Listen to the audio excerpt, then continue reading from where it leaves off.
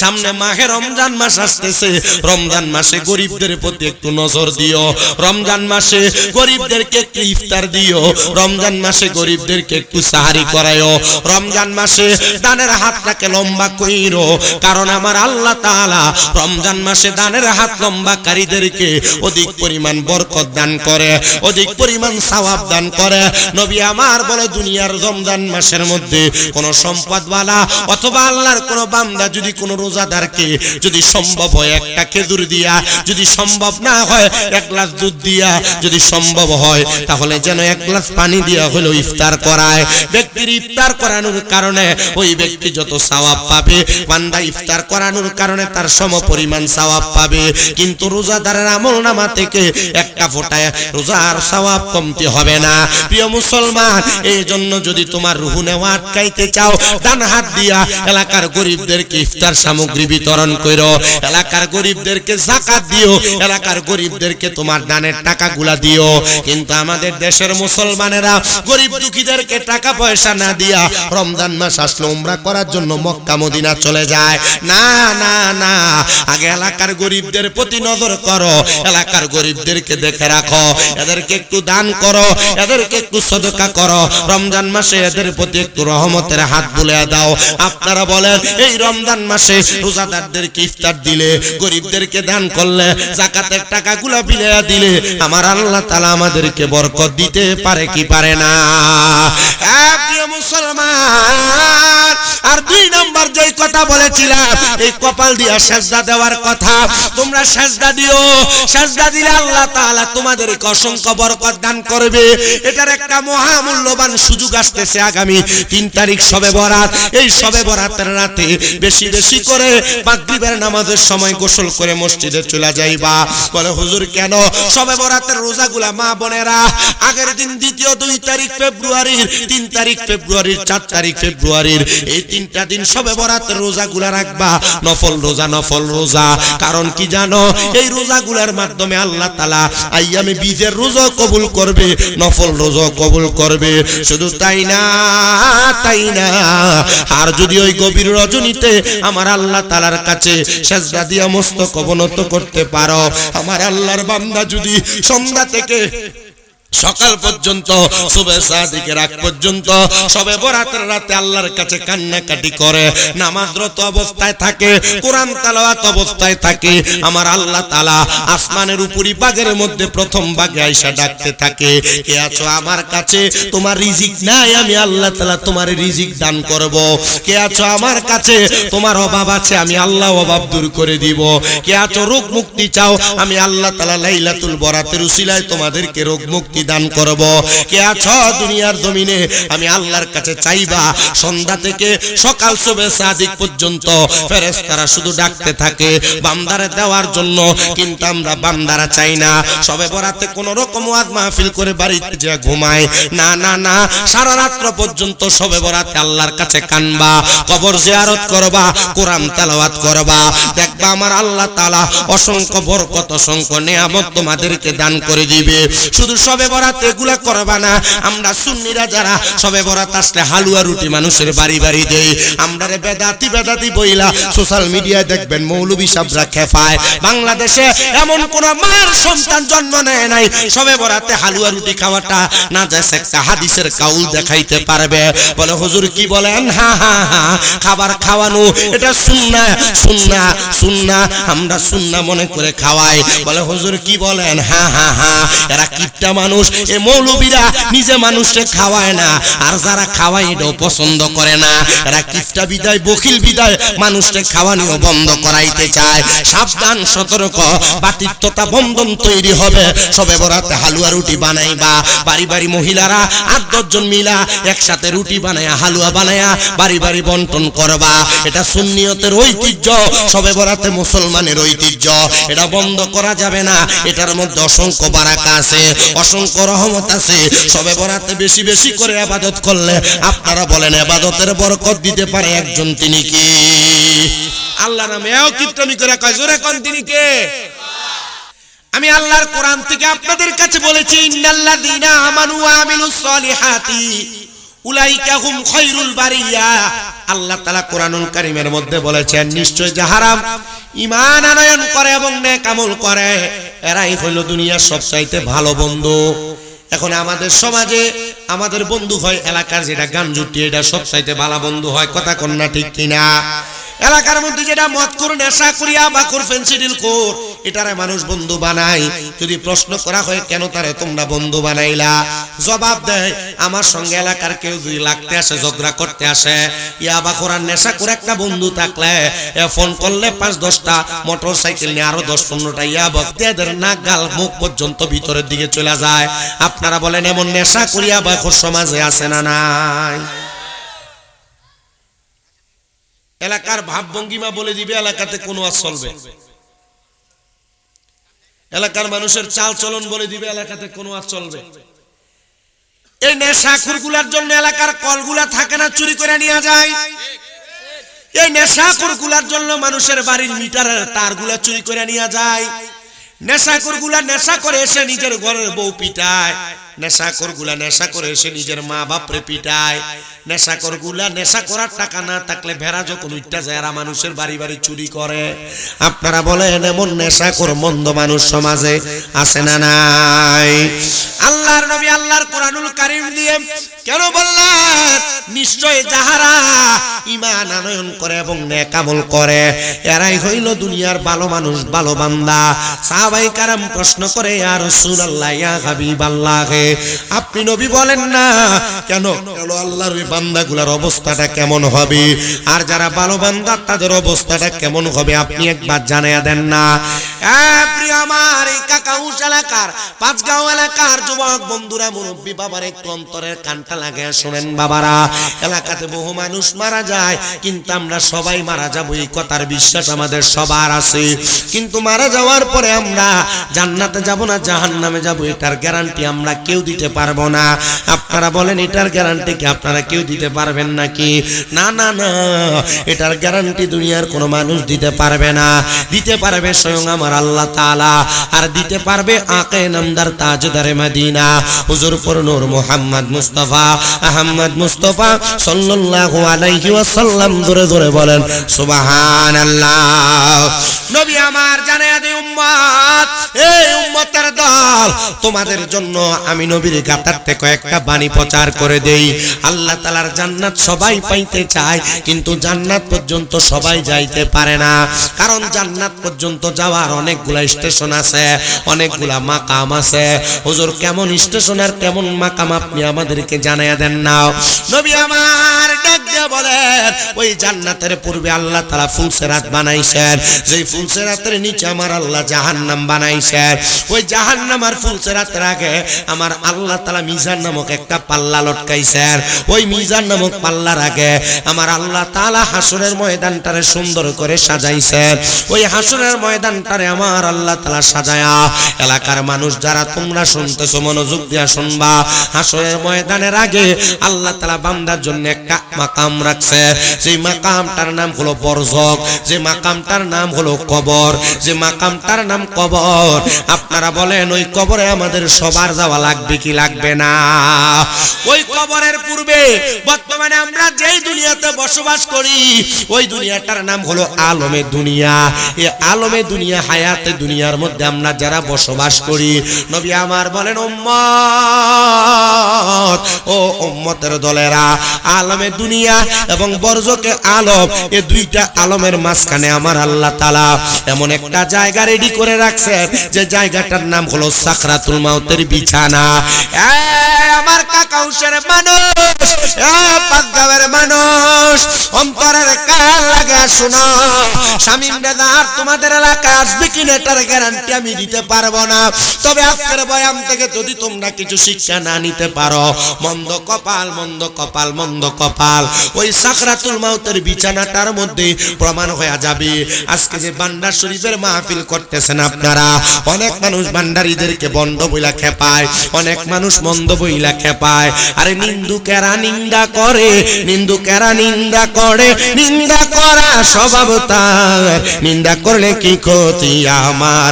আমার প্রাণে খুঁজে মাঝি ভান্ডার দিলে খুঁজে মাঝি ভান্ডার নিন্দা করলে কি ক্ষতি আমার আরে নিন্দুকেরা নিন্দা করে নিন্দুকেরা নিন্দা করে নিন্দা করা স্বভাব তার নিন্দা করলে কি ক্ষতি আমার কিসে হারাম হলো তাল তালে লোহা পিঠে বানাই দা ছুরি কোদাল কিসে হারাম হলো তাল আরে তালে লোহা পিঠে বানাই দা ছুরি কোদাল আরে তালে লোহা পিঠে বানাই দা ছুরি কোদাল তালে মাটি পিঠে কুড়াল বান্ড বাসন হয়তো আর নিন্দা করলে কি ক্ষতি আমার আমার প্রাণে খুঁজে মাঝি ভান্ডার দিলে খুঁজে মাঝি ভান্ডার নিন্দা করলে কি ক্ষতি আমার আরে নিন্দুকেরা নিন্দা করে নিন্দুকেরা নিন্দা করে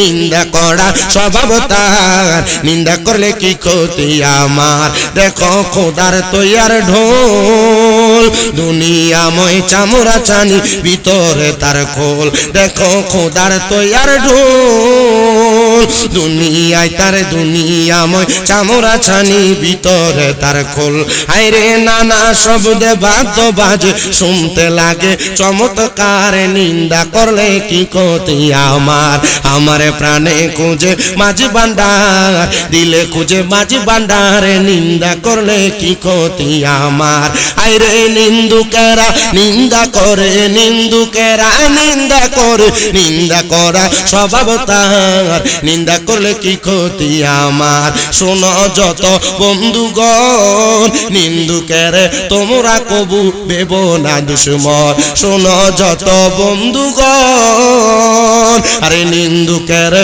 তোমরা কবু ভেব না দুশ্মন তারা তরিকতের ধোপার মতো তরিকতের ধোপার মতো দুয়ে করুক পরিষ্কার নিন্দা করলে কি ক্ষতি আমার আমার প্রাণে খুঁজে মাঝি ভান্ডার দিলে খুঁজে মাঝি ভান্ডার নিন্দা করলে কি ক্ষতি আমার খাদেম রমেশের বাণী প্রাণ দিয়েছি পীরি কদমে যা করেন তিনি হায়রে এসব নিয়ে টানা টানি এইসব নিয়ে টানা টানি সেই সব আবার কি দরকার নিন্দা করলে কি ক্ষতি আমার বলো নিন্দুকেরা নিন্দা করে নিন্দুকেরা নিন্দা করে নিন্দা করা স্বভাব তার নিন্দা করলে কি ক্ষতি আমার একটা জবানও বন্ধ রাখবেন না জবানটা ছেড়ে দিয়ে মোহাব্বতের আওয়াজে জুড়ে পড়েন আল্লাহু আকবার প্রিয় মুসলমান ইমানদার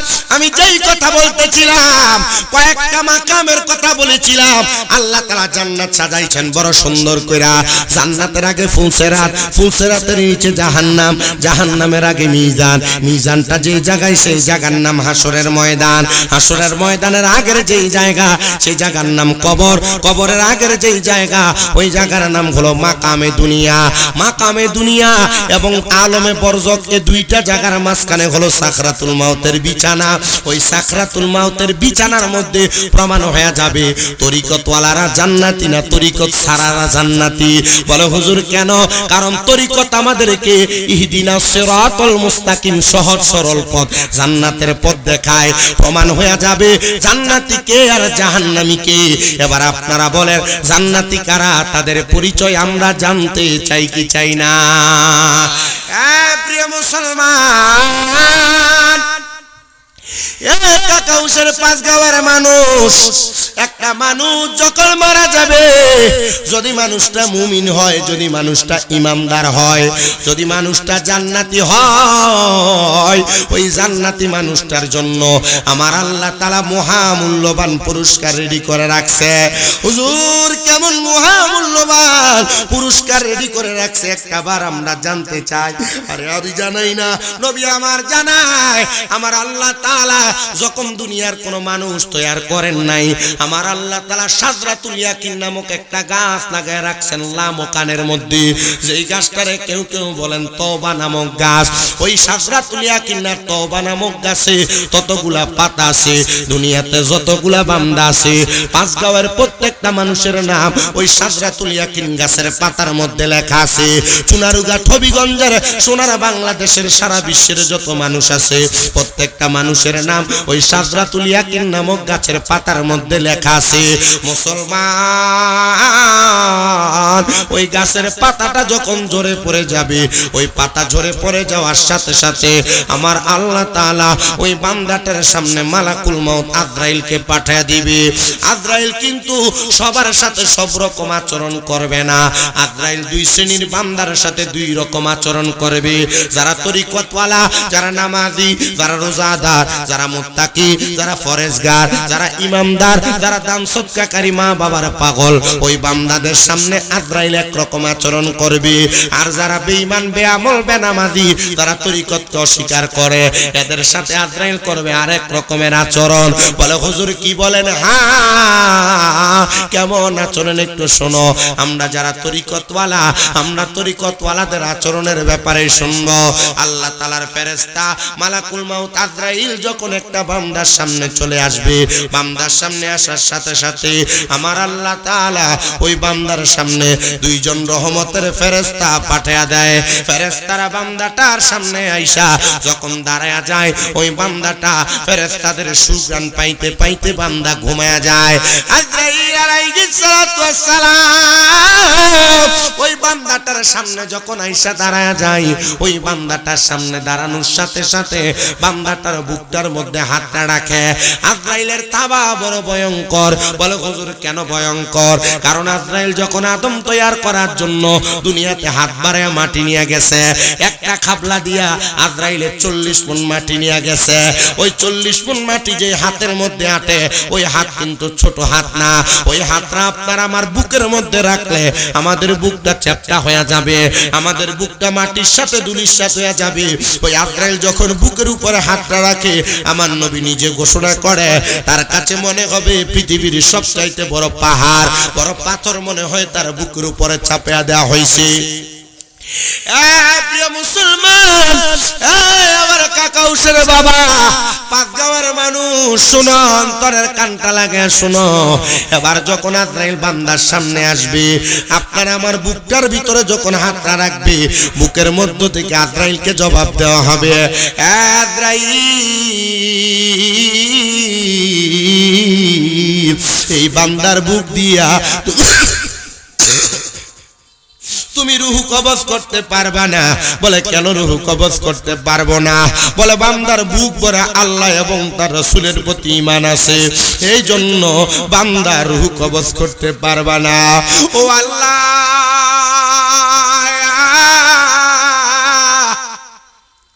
কেমন ঈমানদার আমরা জানি না গো। আমরা ঈমানের পাওয়ার দিয়া বুঝি আজরাইল চইলা যাইবো, আমরা ঈমানের পাওয়ার দিয়া বুঝি আজরাইল রে বারবার বাধা দেওয়া হইব। নবী আমার জানায়া দেয়, উম্মত, এই উম্মতের দল শুনো, আজরাইল তখন একটা বান্দার ঈমানের পাওয়ার থাকার কারণে বান্দার রূহটা কবজ করবে না, আজরাইল ফিরে যাবে। আল্লাহ বলবে, রে আজরাইল, তোমার কাজ হলো রূহ কবজ করা, বান্দার হায়াতের বাজেট শেষ হয়ে গেছে, রূহটা কবজ করো না।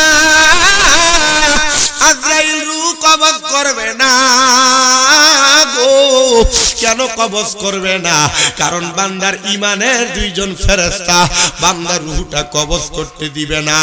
এবার আজরাইল দ্বিতীয়বার আগমন করবে, আগমন কইরা আইসা বান্দার মুখটা বরাবর হামলা করবে রূহটা নেওয়ার জন্য।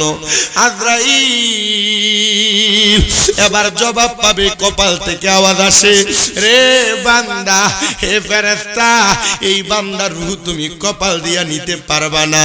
বলে কেন পারবো না?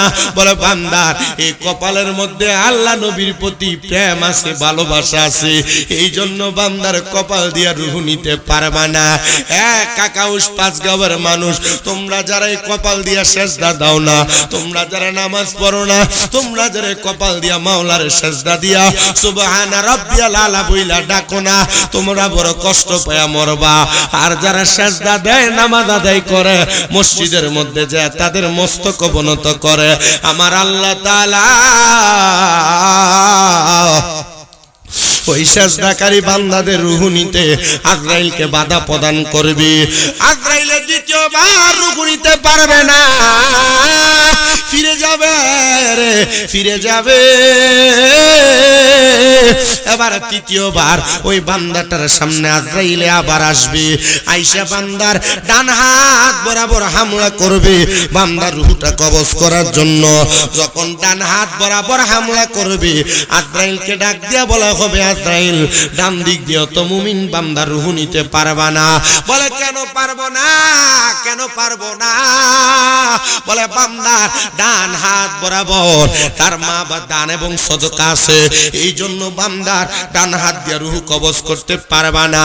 প্রিয় মুসলমান, দান সদকা যারা করো না, বকিলামি দেখাও, সম্পদের মালিক হয়ে গেছো, আমি তোমাদের কাছে আবদার জানাই, সামনে মাহে রমজান মাস আসতেছে, রমজান মাসে গরিবদের প্রতি একটু নজর দিও, রমজান মাসে গরিবদেরকে একটু ইফতার দিও, রমজান মাসে গরিবদেরকে একটু সাহারি করায়ও, রমজান মাসে দানের হাতটাকে লম্বা কইরো, কারণ আমার আল্লাহ তাআলা রমজান মাসে দানের হাত লম্বাকারীদেরকে অধিক পরিমাণ বরকত দান করে, অধিক পরিমাণ সওয়াব দান করে।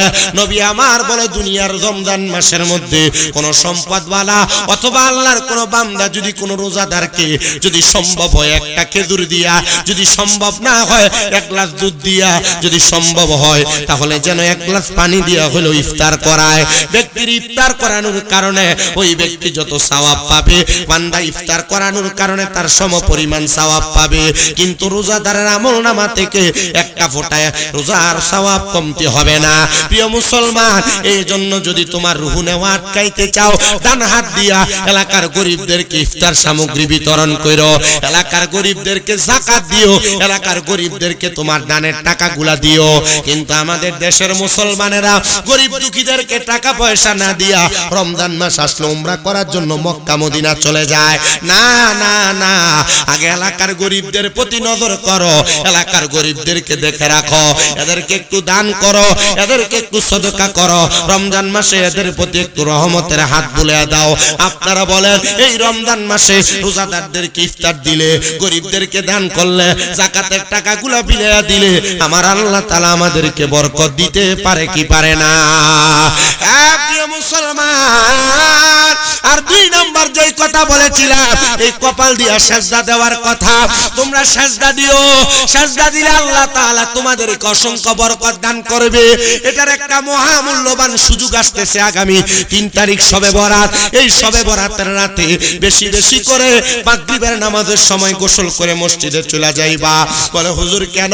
শবে বরাতের রোজাগুলা মা বোনেরা আগের দিন দ্বিতীয় 2 তারিখ ফেব্রুয়ারির, 3 তারিখ ফেব্রুয়ারির, 4 তারিখ ফেব্রুয়ারির, এই 3টা দিন শবে বরাতের রোজাগুলা রাখবা, নফল রোজা, নফল রোজা। কারণ কি জানো? এই রোজাগুলার মাধ্যমে আল্লাহ তাআলা আইয়ামে বীজের রোজা কবুল করবে, নফল রোজা কবুল করবে।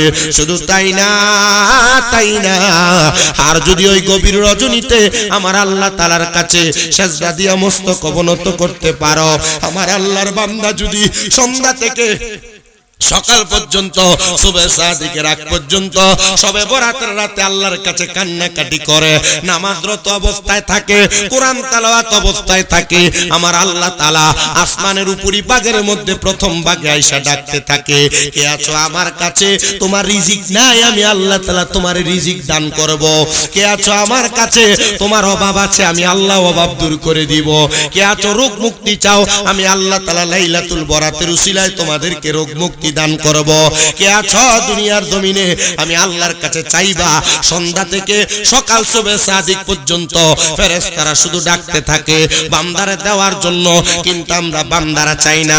শবে বরাতে কোন রকম ওয়াজ মাহফিল করে বাড়িতে যা ঘুমায় না, না না, সারা রাত পর্যন্ত শবে বরাতে আল্লাহর কাছে কানবা, কবর জিয়ারত করবা, কোরআন তেলাওয়াত করবা, দেখবা আমার আল্লাহ তাআলা অসংখ্য বরকত, অসংখ্য নিয়ামত তোমাদেরকে দান করে দিবে। শুধু শবে শবে বরাত এগুলা করবা না। আমরা সুন্নিরা যারা শবে বরাত আসলে হালুয়া রুটি মানুষের বাড়ি বাড়ি দেই। আমরা রে বেদাতি বেদাতি বইলা সোশ্যাল মিডিয়ায় দেখবেন মৌলবী সাহেবরা খেপায়। বাংলাদেশে এমন কোন মার সন্তান জন্ম নেয় নাই শবে বরাতে হালুয়া রুটি খাওয়াটা না জায়েজ একটা হাদিসের কাউল দেখাইতে পারবে? বলে হুজুর কি বলেন? হা হা হা, খাবার খাওয়ানো এটা সুন্নাহ সুন্নাহ সুন্নাহ, আমরা সুন্নাহ মনে করে খাওয়াই। বলে হুজুর কি বলেন? হা হা হা, এরা কিপটা মানুষ, এ মৌলবীরা নিজে মানুষকে খাওয়ায় না, আর যারা খাওয়ায় এটাও পছন্দ করে না। এরা কিপটা বিদায় বকিল বিদায় মানুষকে খাওয়ানিও বন্ধ করাইতে চায়। সাবধান, সতর্ক, বাতিত্বতা বন্ধন তৈরি হবে। শবে বরাতে হালুয়া রুটি বানাইবা, বাড়ি বাড়ি মহিলারা 8-10 জন মিলা একসাথে রুটি বানায়া হালুয়া বানায়া বাড়ি বাড়ি বন্টন করবা। এটা সুন্নিয়তের ঐতিহ্য, শবে বরাতে মুসলমানের ঐতিহ্য, এটা বন্ধ করা যাবে না। এটার মধ্যে অসংখ্য বারাকা আছে, অসংখ্য রহমত আছে। শবে বরাতে বেশি বেশি করে ইবাদত করলে আপনারা বলেন ইবাদতের বরকত দিতে পারে একজন, তিনি কি? আল্লাহর নামে এও কিপটামি করে কয়, জোরে কোন তিনি কে? মাশাআল্লাহ। আমি আইয়া যখন স্টেজত বইছি একজন আসিল না, আমার লগে সভাপতি সাবাই এনে বইছি। আলহামদুলিল্লাহ, আপনারা যে এলাকার মানুষ, কাকাউস 5 গাঁয়ের মানুষ, আপনারা যে আইসা বসছেন, এটা আলহামদুলিল্লাহ। আমি অনেক দিন চুনারুঘাটে আসি, অনেক দিন আসি, আলহামদুলিল্লাহ। শুধু আপনাদের ওই যে আমার হাফেজ কারি হাবিবুর রহমান তালুকদার সাহেব, উনি ফোন দিয়া কইছে, উনি খুব মুআদ্দাব মানুষ। মুআদ্দাব বুঝেন তো, এই বেশি ভদ্র, আদব না শুধু মুআদ্দাব, বেশি ভদ্র। উনি তো আমার সিনিয়র। 17 সালে আমি দিছি দাখিল আর উনি দিছে কামিল। আমার কামিল মাত্র শেষ হলো আর উনি বহুত আগে কামিল শেষ করছে। কথা বলছে আপনি আপনি করে, হুজুর হুজুর করে কথা বলছে। আমার কাছে খুব ভালো লাগছে ওনাকে, খুব ভালো মানুষ। ওনার আচরণ খুব সুন্দর, খুব ভদ্র আচরণ করে। মূলত এই জন্যই আমি চুনারুঘাটে কয়েকটা জায়গাতে আচরণ লড়চড় হয়েছিল, আমি আর আসি। কয়েকটা জায়গাতে আচরণ খুব খারাপ হয়েছিল। এই যে এদিকে গেছিলাম, যে অনেক আসামপাড়া না, বনগা বনগা বনগা, হ্যাঁ, ওইদিকে কোথায় যেন একটা যাওয়াতে খুব বাজে আচরণ হয়েছে। এরপর থেকে আমি আর ঢুকি না। তাও যেখানে আসি ওলামায়ে কেরামের সুন্দর মহাব্বত মানুষ স্মৃতি থাকলে আমি আসি, নিলে আসি।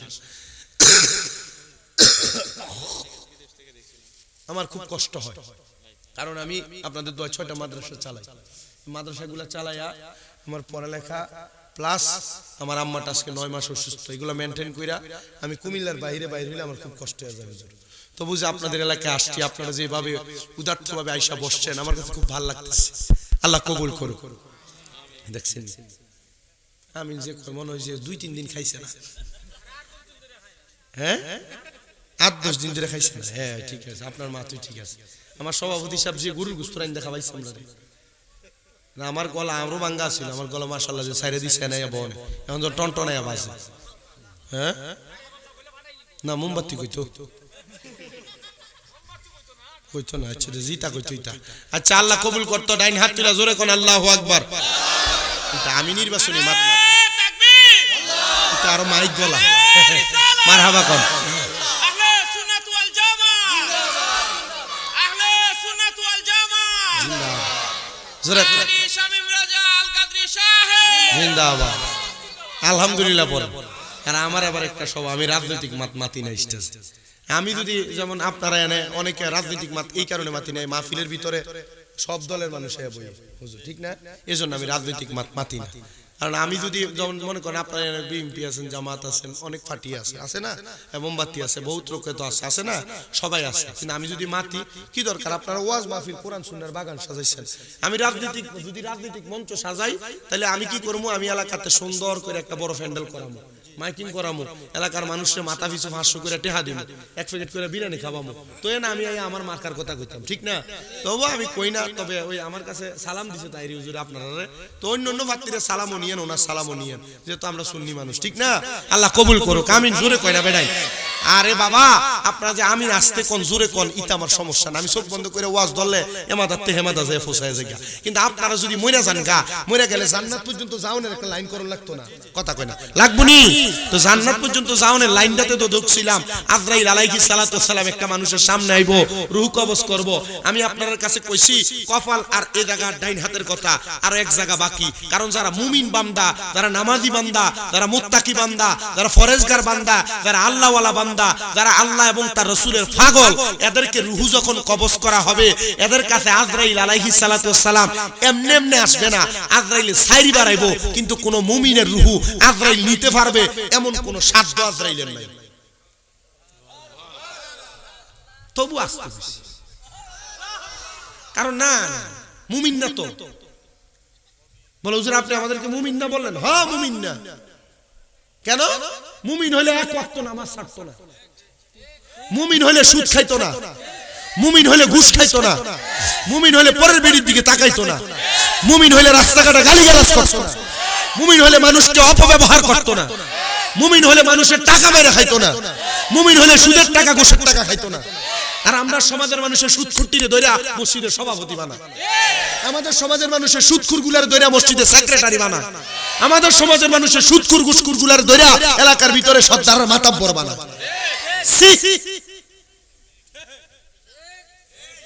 এরা যারা সুদ খায় এদের একটু শরমও নাই, একটু লজ্জা নাই। এরা মাদ্রাসা আছে ওই আমাদের এলাকার আলীনগর গ্রামের এক মহিলা আপনার মাদ্রাসায় 1000 টাকা দান মারহাবা কইলাও, এটা আমার মাদ্রাসার লাগি দিছে। আপনারা দেখবেন আমি মাঝে মাঝে আমার মাদ্রাসার পোলাপানদের সাথে নিয়া মাদ্রাসার ভিতরে বন, চিপস, কেক, দই, মুড়ি, সানাসুর এটা মাইকা জুইকা খাওয়াই। এটি কোন টাকা এ মানুষ যে দিছে? আলীনগরের এক মহিলা না, এটা আমার ভক্ত আর কি এটা আমার ভক্তরা দেয় ফলাফাইনের লাগে। আলহামদুলিল্লাহ কর কিছুদিন পরে গুরু কেটে খাবো আমি ফলাফাইন দিই। ফলাফাইনের মা বাবা বেতন দেয় 3-4,000 5,000 টাকা ভর্তি হবে বেতন দেয়, ইটা দিয়া পোষায় না খাওয়াই। আমি যে ওয়াজ মাহফিল করে তো কামাই করি না, আমি এটার থেকে খাওয়াই শুধু। মারহাবা কর, আলহামদুলিল্লাহ কর।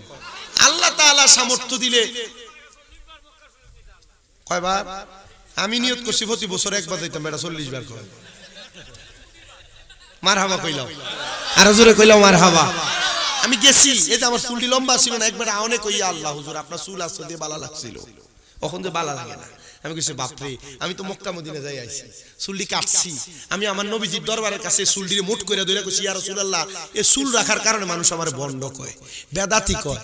নবী গো আমি জানি লাহু শারুন ইয়াদ্রিবু মান কাবাইহি, আপনি নবীর চুল মুবারক আপনার ঘাড় মুবারকে পড়তো, তো যারা বন্ড কয় এরা এই লম্বা চুলের কারণে বন্ড কয়ে কুফরি করে, কাফের হয়ে যায় কাফের।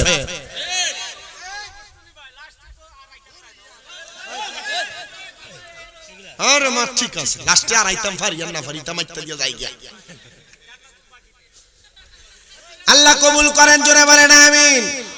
আস্তে কয় আমিন, জোরে কয় আমিন। ওরে লোকে আমায় বলে রে মন্দ, ওরে আমার কাছে লাগে আনন্দ, আমার মন জানে আমি জানি, আমার মন জানে আমি জানি, মুর্শিদের প্রেমেতে আমি ভিখারি, নূর নবীর প্রেমেতে আমি ভিখারি। জোরে জোরে কন্যা ঠিক কিনা? তো যেই কথা বলতেছিলাম বাবা, এলাকার সুদখোর গুলার একটু শরম নাই, কুত্তারও শরম আছে কিন্তু এলাকার সুদখোরের শরম নাই। কথা কোন ঠিক কিনা? কুত্তা দেখবা যখন প্রস্রাব করে বালা একটা দেয়াল টোকায়, বালা একটা ওয়াল টোকায়, বালা একটা গাছ টোকায়, গাছের নিচে যায় ফাঁডাল দিয়ে ওই জায়গায় প্রস্রাব করে। আর সুদখোর এলাকার ভিতরে প্রকাশ্যে সুদের ব্যবসা করে। কথা কোন?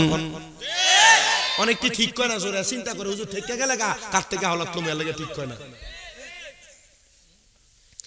এদের শরম নাই, লজ্জা নাই, বিদায় প্রকাশ্যে সুদ খায়। আল্লাহর নবী বলে আমি মেরাজে যাওয়ার পরে আমি দেখছি রে এক প্রকার মানুষ যাদের পেটগুলা কালবুয়ুতিন ঘরের মতো বড় বড় দেখা যায়, এদের পেটের মধ্যে হলুদ রঙের 2 শিংওয়ালা সাপে এদের কলিজার ভিতরে সবল মারতেছে।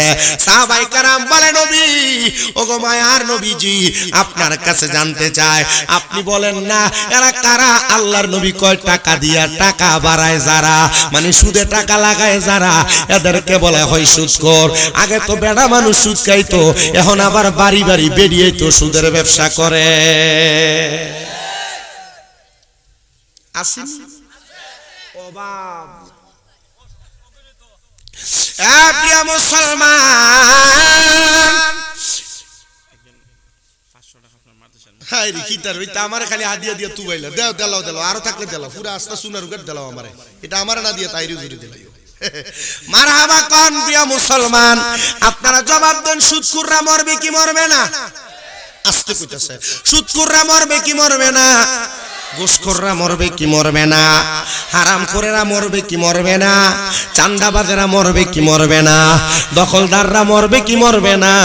সবাই মরবে। আরে সবাই মরবে, সবাই মরবে।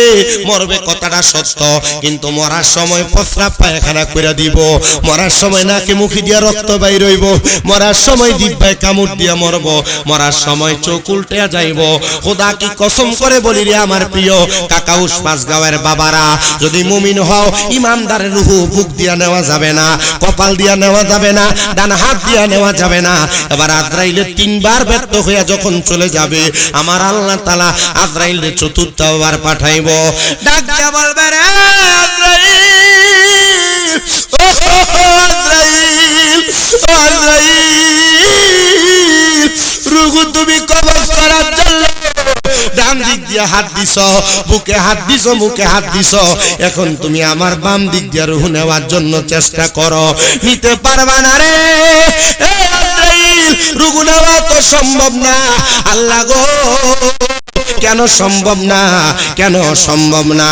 আজরাইল কেন তুমি রূহ বুক দিয়া কেমনে নিবা? নিবা কেমনে? বাম দিক দিয়া নিবা কেমনে? বান্দার বাম দিক দিয়া তার মা বাবার খেদমত আছে।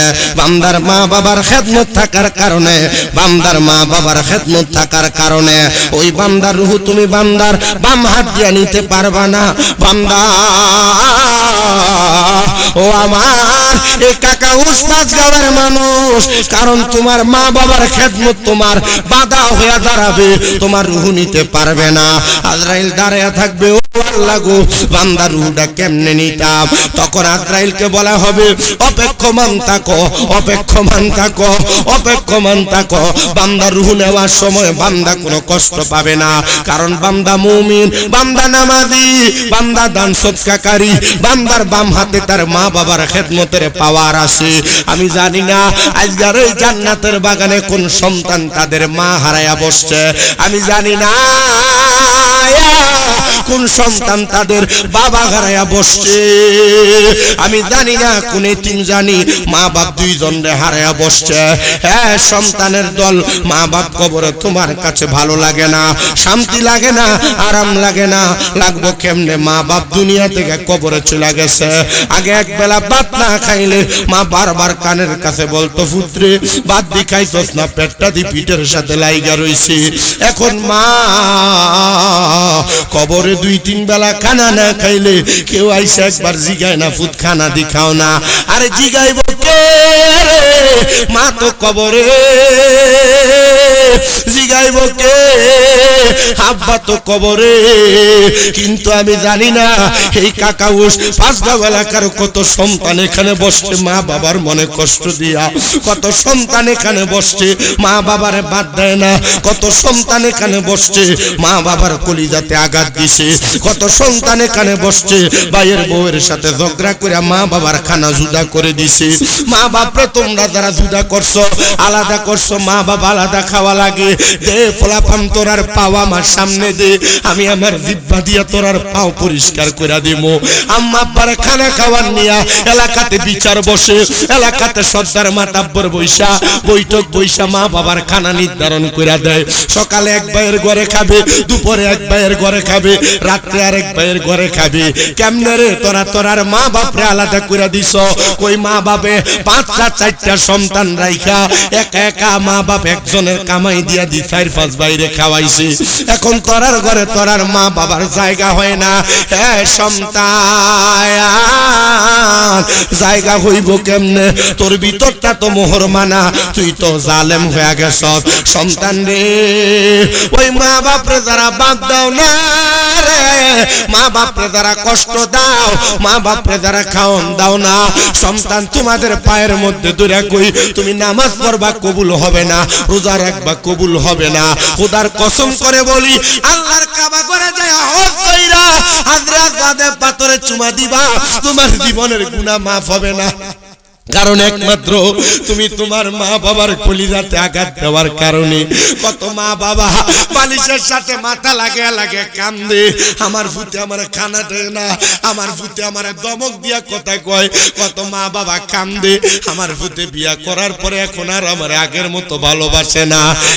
সন্তান, আমি জানি না তোমরা কেউ এমন অন্যায় করছো কিনা, আজকের মাহফিল কবুল হবে কিনা এটার গ্যারান্টি কেউ দিতে পারবে না। তবে আমি একটা গ্যারান্টি দিয়া যাই, যদি শোনো আগামী কালকে এলাকার কোনো মুরব্বী বলে হ্যাঁ শামীম দাদার ওয়াজ শুই না আমার সন্তান আমার পায়ে ধরে মাপ চাইছে, মনে করবা মাহফিল আল্লাহর দরবারে কবুল হয়ে গেছে। তোমরা মাপ চাইবা কিনা জানি না, অনেকে চিন্তা করে হুজুর আমি মাপ চাইবো দূরের কথা, আমি তো দুই ঈদের সময় মা বাবার পা ছুঁয়া সালামি করি না, আমি কেমনে মাপ চামো? আরে টাকা আমার দিকে টাকা, আমি শুধু মাপ চাই না, আমি মাঝে মাঝে সুযোগ পাইলে আমার মায়ের পায়ের মধ্যে আমি আমার ঠোঁটটি লাগাইয়া চুমা দেই, আমার বাপের পায়ে চুমা দেই। কারণ কি জানো, আম্মা আব্বার পায়ে চুমা দিলে দাম কমে না, ইজ্জত কমে না, সম্মান কমে না। আমার আল্লাহ তাআলা সন্তানের দাম বাড়ায়া দেয়, ইজ্জত বাড়ায়া দেয়। যখনই মাদ্রাসায় ক্লাস 6-7 পড়ি তখন শুনছিলাম মা বাবার পায়ে চুমা দিলে আল্লাহর জান্নাতের চৌকাঠে চুমা দেওয়ার সওয়াব পাওয়া যায়। এরপর থেকে যখনই সুযোগ পাই আমি আমার মা বাবার পায়ের মধ্যে চুমা দেই। সন্তান রে, কখনো মা বাবার পায়ে চুমা দিছো কিনা জানি না, কখনো মা বাবার পায়ে ধরে মাপ চাইছো কিনা জানি না। আমি তোমার কাছে করো জোরে আবদার করি, মা বাবার পায়ে চুমা দিলে তোমার দাম কমবে না, সম্মান কমবে না, ইজ্জত কমবে না। আপনারা বলেন ইজ্জত বাড়াইয়া দিবে একজন, তিনি কি? বলে হুজুর কি বলেন, আম্মা আব্বার পায়ে চুমা দিলে কি দাম কমবে না? আম্মা আব্বার পায়ে চুমা দিলে কি শিরিক বেদাত হবে না? না না না, শিরিক হবে না, বেদাত হবে না। বলে হুজুর কেন শিরিক বেদাত হবে না? কারণ হইল মা বাবার পায়ে চুমা দেওয়ার কথা আমার নবী নিজেই শিখিয়ে দিছেন। পাঁচ গাওয়ার মানুষ, টাকা উসের মানুষ, নবীজি যখন মক্কা থেকে হিজরত করে মদিনাতে আসছে, নবী আমার সব সাহাবায়ে কেরামদেরকে নিয়ে হযরত আব্দুল্লাহ আনসারীর বাড়ির সামনে বসছে। আমার নবী জিজ্ঞাসা করে, এ সাহাবায়ে কেরাম তোমরা যে আমি নবীর উপস্থিতিতে এত খুশি হইলা, তোমরা বলো না তোমরা কি আমি নবীর কাছে কোনো কিছু চাও নাকি? সাহাবায়ে কেরাম বলে, ইয়া রাসূলুল্লাহ, ইয়া হাবিবাল্লাহ, নবীজি ওগো মায়ার নবী, অন্য কোনো কিছু চাই না, শুধু আপনার ভালোবাসা আপনার মোহাব্বত চাই। একজন সাহাবী হাত তুলে ডাক দিয়া কয়, ইয়া রাসূলুল্লাহ, ইয়া হাবিবাল্লাহ, নবী গো, ও দয়ার নবী, মায়ার নবী, রাহমাতুল লিল আলামিন নবীজি, আমার একটা শখ হইল আপনি নবী যখন আবার মদিনা থেকে মক্কায় হিজরত করে যাবেন, আপনি নবীর সাথে আমারে মক্কায় নিয়ে যাবেন। আমার নবী ওয়াদাবদ্ধ হয়ে গেলেন, হ্যাঁ তোমারে আমি নিয়ে মদিনা থেকে মক্কায় নিয়ে যাব। অল্প কিছুদিন হয়ে যায়, আমার নবীজি অল্প কিছুদিন পরে আবার মক্কার উদ্দেশ্যে রওনা করেছে।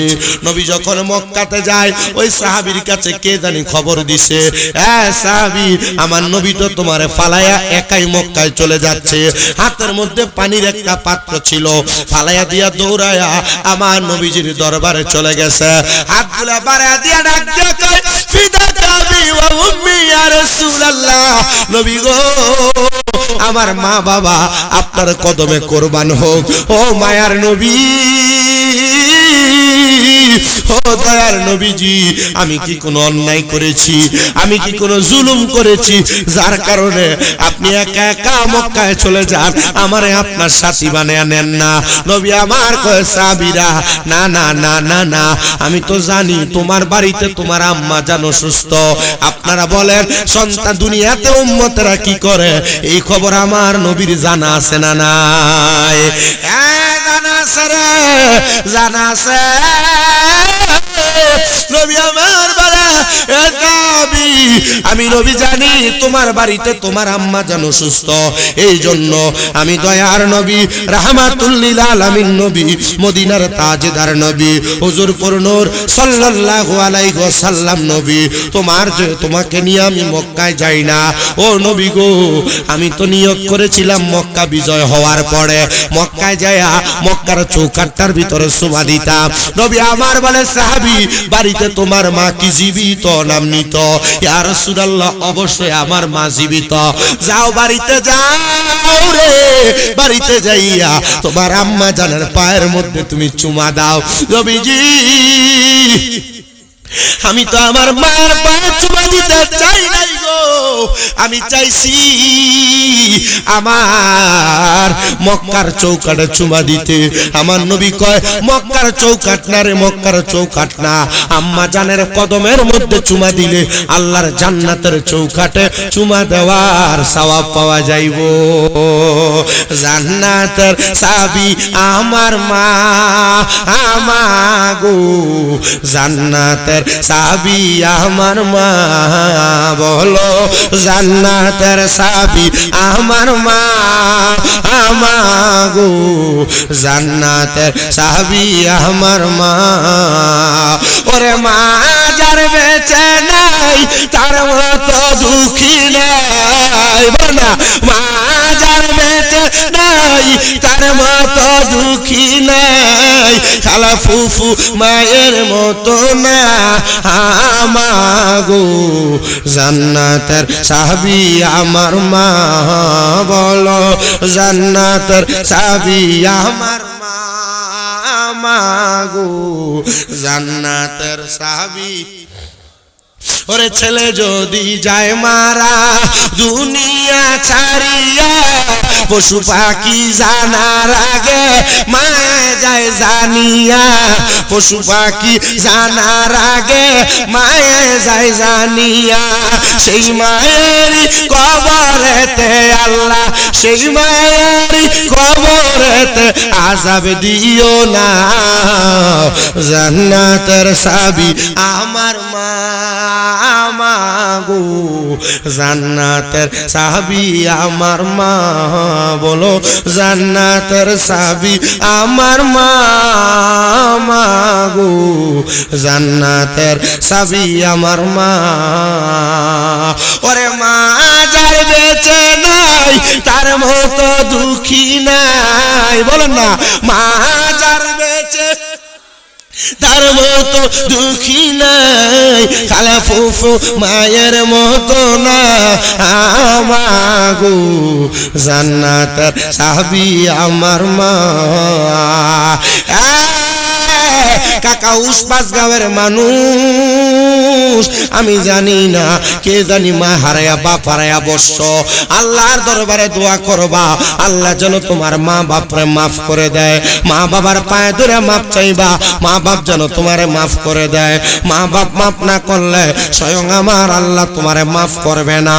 আমি জানি অনেক সন্তান চিন্তা করে হুজুর যাদের বাড়িতে বাবা আছে তারা বাড়িতে যাইয়া বাবার পায়ে ধরে মাফ চাইব, আমার তো আব্বা নাই, আমি কার পায়ে ধরে মাফ চাইব?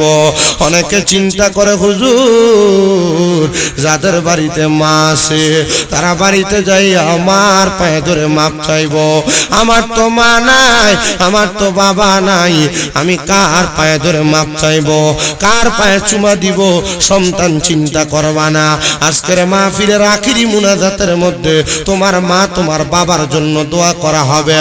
খোদা কি কসম করে বলি, যদি কোনো সন্তানের মা মারা যায়, বাবা মারা যায়, ওই সন্তান যদি রব্বির হামহুমা কামা রব্বায়ানি সগীরা বইলা চোখের মনি কোঠার মধ্যে একটা মাছির মাথা পরিমাণ পানি ছেড়ে দিয়ে কান্না করে, ওই পানিটা মাটিতে পড়ার আগে আমার আল্লাহ তার মা বাবার জীবনের গুনাহ মাফ করে দেয়। ও সন্তান, মাপ চাইতে শরম লাগে, কিসের শরম?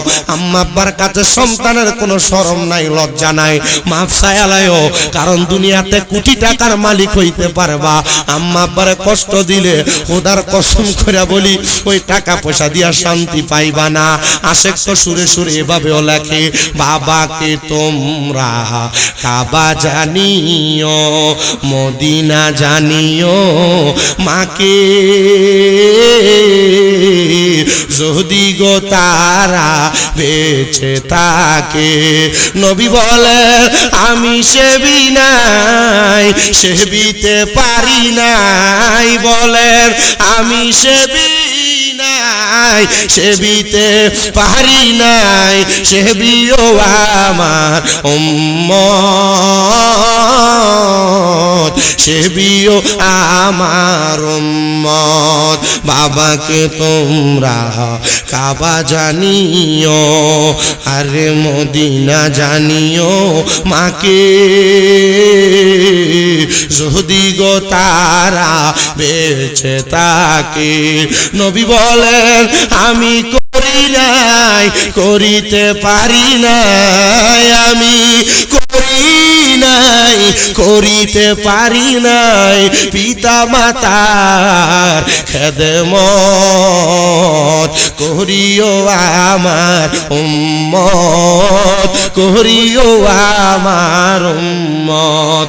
বাবার মুখেতে মায়ের মুখেতে যে তুলে দিবে খানা, রাজি থাকে রাব্বানা, রাজি থাকে রাব্বানা। নবী শিক্ষা দেয় আমি করি নাই, করিতে পারি নাই, পিতা মাতার খেদমত করিও আমার উম্মত, করিও নবীর উম্মত।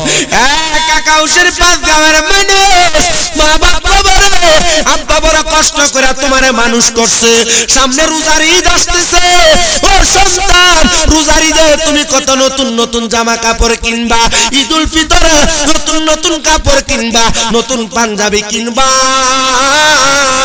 আব্বা আম্মা যে কবরে, আব্বা আম্মা বাইসা থাকতে আগে তুমি সন্তানের জন্য নতুন জামা কাপড় কিনছে, ঈদের দিন আসবো তোমার আব্বা জান দুনিয়াতে থাকতো না, মা আগে নিজের জামা কাপড় কিনছে না, ঈদের দিনে মা তুমি সন্তানের জন্য নতুন জামা কাপড়টা আগে আগে যে কিনছে, ওই মা চিরা কাপড়টা পরছে, সন্তান তোর কাছে লাখ লাখ টাকা, কিন্তু তুই তোর আম্মা জান রে 1000 টাকা দিয়ে কিনে একটা কাপড় পরাইতে পারো না।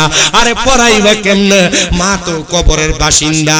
সন্তান আব্বা জান পুরান কাপড়, পুরান লুঙ্গিটা লাগায়া, পুরান পাঞ্জাবি লাগায়া আব্বা ঈদগাহের ভিতরে গেছে, আব্বা নতুন কোন জামা কাপড় পরছে না। আব্বারে যদি জিগাইতা ও বাবা আপনি যদি নতুন কোন জামা কাপড় পরেন না, আব্বা জবাব দিত এখন কি আর আমার ঈদের বয়স আসেনি। আব্বা আব্বার অভাবের কথা বলতো না, তুই সন্তানরে নতুন জামা কাপড় কিনা দিত। আজকে ওই বাবা কবরে, সন্তান রে 500 টাকা দিয়ে কিনা আব্বার একটা লুঙ্গি পরাইতে পারো না, ওই বাবা কবরে ও সন্তানের দল। আব্বা যদি কবরে থাকে টেনশন করো না, আব্বার জন্য আম্মার জন্য একটু খাস করে দোয়া করবা। ওই আব্বা আম্মা লাখ লাখ টাকার জায়গা জমি তোমার দিয়া গেছে, মা বাপ যদি ওই জায়গা জমি তোমার না দিয়া যাইতো, যদি যাওয়ার সময় এগুলা দান সৎকা কইরা যাইতো, তুমি কোনো কিছু পাইতা না।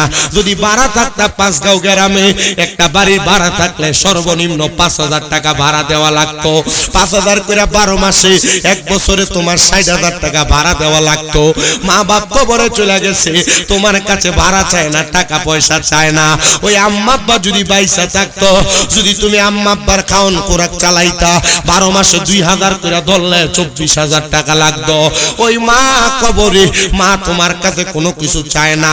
আব্বা যদি বাইচা থাকতো, আব্বার যদি প্রতি মাসে 1000 টাকা করে হাত খরচ দিতা, 12 মাসে 12,000 টাকা আব্বারে হাত খরচ দেওয়া লাগতো। ওই আব্বাজান কবরে সন্তান একটাবার চিন্তা করে দেখো, আব্বা তো তোমার কাছে টাকা পয়সা কিছু চায় না। আল্লাহর নবীর সাহাবী হযরতে সাদ ইবনে উবাদা রাদিয়াল্লাহু তাআলা আনহু বলে, আমার মা মারা যাওয়ার পরে আমি আমার নবীর কাছে যায় বললাম, ইয়া রাসূলুল্লাহ, আমি তো আমার মায়ের অনেক ওয়ারিসের সম্পত্তি পাইছি, আমার বাবার সম্পত্তি পাইছি, আমি সন্তান হইয়া আমার মায়ের জন্য কিছু করব কিনা? নবী আমার বলে, ও সাহাবী, যাও যাও যাও, তুমি তোমার আম্মার জন্য সদকা করে দাও। সাহাবী বলে, নবীজি আপনাকে সাক্ষী রাইখা আমার একটা খেজুরের বাগান আছে মিকুয়াদা, ওই বাগানটা আমার মায়ের জন্য আল্লাহর রাস্তায় সদকা করে দিলাম। আমার নবী ডাক দিয়া কয়ে, সাহাবী তুমিও সাক্ষী থাকো, এই খেজুরের বাগান থেকে যত মানুষ খেজুর আহার করবে আমার আল্লাহ তাআলা তোমার মার কবরে জান্নাতি খানার ব্যবস্থা করে দিবে। পরের দিন সকালবেলা নবীর সাহাবী হযরত সাদ ইবনে উবাদা কান্না করতে করতে নবীজির দরবারে আইসা ডাক দিয়া কয়, ইয়া রাসূলুল্লাহ, ইয়া হাবিবাল্লাহ, নবী গো, ও মায়ার নবী, আমি স্বপ্ন দেখছি আমার মা জান্নাতের খানা খাইতেছে।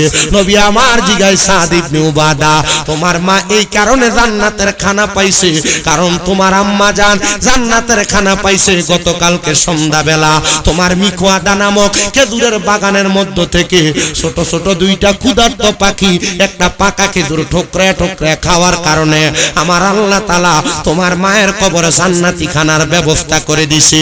এখানে অনেক সন্তান আছে, আপনাদের মা কবরে, আপনাদের বাবা কবরে, আমি বেশি কোনো সন্তান চাইবো না, একজন সন্তান চাইবো যে শুধু হাতটা বাড়ায় বলবে, হুজুর আমার মা নাই, আমার বাবা নাই। এই মাহফিলটা 9তম মাহফিল, আগামী বছরে মাহফিলটা হবে আমার মাকে মোহাব্বত কইরা ভালোবাসা, বাবারে মোহাব্বত কইরা ভালোবাসা আমি 10,000 টাকা আগামী বছরে মাহফিলে দান করে দিব। একজন সন্তান যদি থাকে তার জন্য খাস করে দোয়া করে দেওয়া হবে। আসেন নাকি একজন 10,000 টাকা দিবেন আগামী বছরে মাহফিলের ভিতরে। আমি আবারও বলি, মা বাবা বাইসা থাকলে যদি 1000 টাকা করে হাত খরচ দিতেন প্রতি মাসে, 12 মাসে 12,000 টাকা লাগতো। একজন সন্তান আম্মা আব্বার জন্য ফি সাবিলিল্লাহ মাত্র 10,000 টাকা দিবেন এক বছর পরে আগামী বছর। আসেন নাকি এমন একজন সন্তান মাহফিলে 10,000 টাকা আগামী বছর দেওয়ার মতো একজন সন্তান? বলে, হুজুর 10,000 টাকা পারবো না, আমি মাত্র 5,000 টাকা এক নম্বরে দান করে দিবেন একজন। মারহাবা, নারায়ে তাকবীর। নাম কি আপনার? বাড়ি কোথায়? এই টুপিটা কোন দরবারের বেটা? আল্লাহ আল্লাহ আল্লাহ আল্লাহ আল্লাহ আল্লাহ আল্লাহ আল্লাহ আল্লাহ আল্লাহ আল্লাহ আল্লাহ আল্লাহ আল্লাহ আই মোহাম্মদ কামলিওয়ালা আই রে আমার বুকে আই মাশাআল্লাহ আল্লাহ আল্লাহ আই মোহাম্মদ কামলি ওয়ালা আই রে আমার বুকে আই মাশাআল্লাহ আল্লাহ আল্লাহ।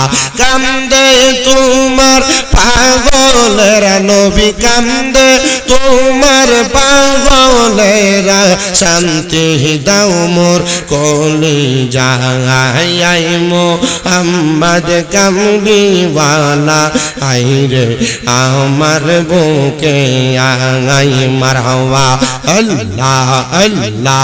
ফকির দরবেশ বাদশাহ ওলি তুলিতে সেই ফুলের কলি, তারা কান্দে নিয়া বিকার ঝুলি, কান্দে নিয়া বিকার ঝুলি, বাস করে বৃক্ষের দোলায় আই মোহাম্মদ কামলিওয়ালা আই রে আমার বুকে আই মাশাআল্লাহ আল্লাহ। জবানটা খুইলা আল্লাহটাকে শরম নাই বেটা? अल्लाह अल्लाह ऐ मोहम्मद कमली वाला आई रे আমার বুকে আই মারওয়া আল্লাহ আল্লাহ কান্দে আপনার পাগলেরা নবী কান্দে আপনার পাগলেরা শান্তি দাও আমার কোনে যাই মোহাম্মদ কামলি वाला आई रे আমার বুকে আই মারওয়া আল্লাহ আল্লাহ আল্লাহ যিনি ফরিয়াদ ফেরেশতারা সদাই তারা পাগল পারা দিন রজনী তাই পাহারা ফুল তোলে দিতে গলায় মোহাম্মদ কামলি ওয়ালা আই রে আমার বুকে আই মারওয়া আল্লাহ আল্লাহ আল্লাহ আল্লাহ মুর্শিদ বাবা মাওলানা আমরা তোমার দিওয়ানা আমায় তুমি বইলা যাইও না রে মুর্শিদ মাওলানা আমরা যাইতো মারি দিওয়ানা মারওয়া আল্লাহ আল্লাহ মুর্শিদ প্রেম মজিলে মুর্শিদ কাছে ডাকিবে দেখাই দিবে মক্কা মদিনার মুর্শিদ মাওলানা আমরা যে তোমার দিওয়ানা মারওয়া আল্লাহ আল্লাহ লা